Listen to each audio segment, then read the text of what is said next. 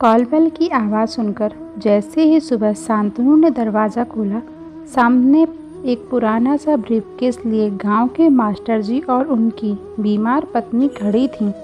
Master जी ने चेहरे के हाव भाव से पता लग गया कि उन्हें सामने देख शांतनु को जरा भी खुशी का एहसास न हुआ। ज़बरदस्ती चेहरे पर मुस्कुराहट लाने की कोशिश करते हुए बोला, अरे सर, आप दोनों बिना कुछ बताए अचानक से चले आए। अंदर आइए। मास्टर साहब ब्रीफकेस उठाए अंदर आते हुए बोले, हाँ बेटा, अचानक से ही आना पड़ा। मास्टरनी साहब बीमार हैं। पिछले कुछ दिनों से तेज़ फीवर उतर ही नहीं रहा। काफ़ी कमज़ोर भी हो गई हैं। गांव के डॉक्टर ने एम्स दिल्ली में अविलंब दिखाने की सलाह दी। अगर तुम आज ऑफिस से छुट्टी लेकर जरा वहाँ नंबर लगाने में मदद कर सकते तो। नहीं, छुट्टी तो ऑफिस से मिलना असंभव सा है, बात काटते हुए शांतनु ने कहा। हालांकि अगले सप्ताह शांतनु के ससुराल से सास ससुर और साली आने वाले थे, तो अभी से एक सप्ताह की छुट्टी के लिए सारी तैयारी हो चुकी थी। थोड़ी देर में प्रिया ने भी अनमने ढंग से 2 कप चाय और बिस्किट उन दोनों बुजुर्गों के सामने टेबल पर रख दिए।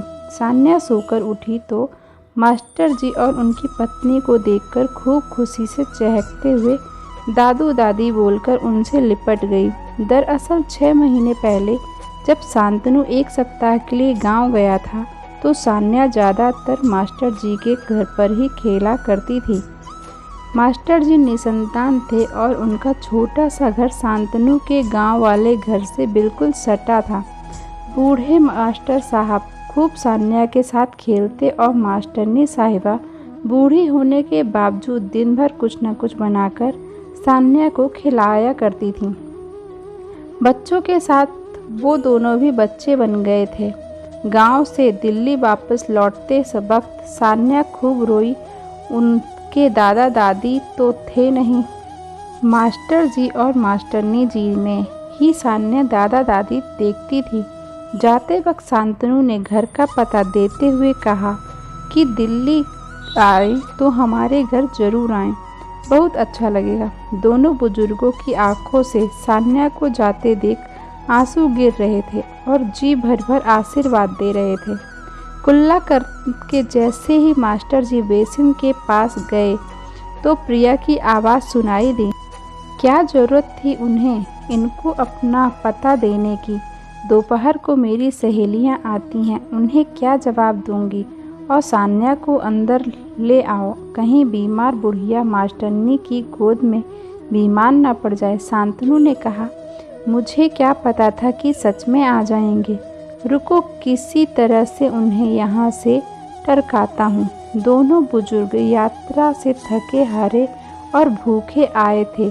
सोचा था बड़े इत्मीनान से शांतनु के घर चलकर सबके साथ आराम से नाश्ता करेंगे। इस कारण उन्होंने कुछ खाया पिया भी न था।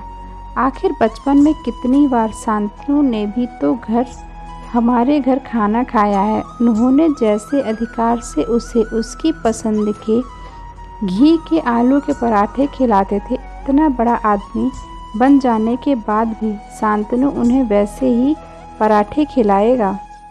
सान्या, मम्मी की तेज आवाज़ सुनकर डरते हुए सान्या कमरे के अंदर चली गई। थोड़ी देर बाद जैसे ही शांतनु हाल में उनसे मिलने आया तो देखा चाय बिस्किट वैसे ही पड़े हैं और वो दोनों जा चुके हैं। सान्या की पसंद के अपने हाथों से मास्टरनी जी ने नमकीन बनाकर गांव से लेते आए थे। एक पुराने पॉलीथिन में नमकीन वहीं टेबल पर दोनों बुजुर्ग छोड़ गए थे। पहली बार दिल्ली आए दोनों बुजुर्ग किसी तरह टैक्सी से एम्स पहुँचे और भारी भीड़ के बीच थोड़ा सुस्ताने एक जगह ज़मीन पर बैठ गए। तभी उनके पास एक काला सा आदमी आया और उनसे गांव का नाम बताते हुए पूछा, आप मास्टर जी हैं और मास्टरनी जी ना? मुझे नहीं पहचाना? मैं कल्लू, आपने मुझे पढ़ाया है।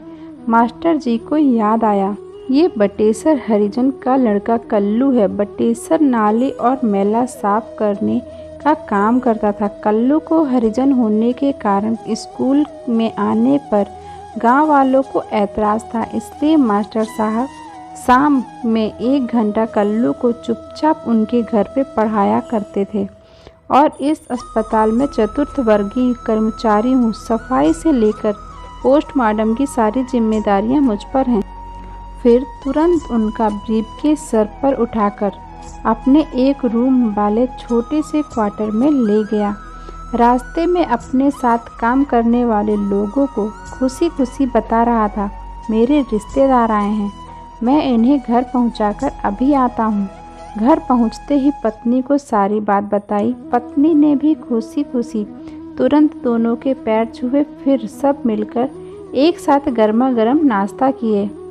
फिर कल्लू की बीबी ने अपनी छोटी सी बेटी को मास्टरनी साहब की गोद में बिठा दिया। बच्ची उन बुजुर्गों के साथ खेलने लगी।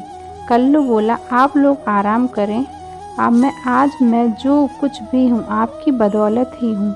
फिर कल्लू अस्पताल में नंबर लगवा आया। कल्लू की माँ नहीं थी बचपन से ही। मास्टर साहब का नंबर आते ही कल्लू हाथ जोड़कर डॉक्टर से बोला, ज़रा अच्छे से इनका इलाज करना। डॉक्टर साहब, ये मेरी बूढ़ी माई हैं। सुनकर बूढ़ी माँ ने आशीर्वाद की झड़ियाँ लगाते हुए अपने कांपते हाथ कल्लू के सर पर रख दिए। वो बाँझ औरत आज सचमुच माँ बन गई थी। उसे आज बेटा मिल गया था और उस बिन माँ के कल्लू को भी माँ मिल गई थी।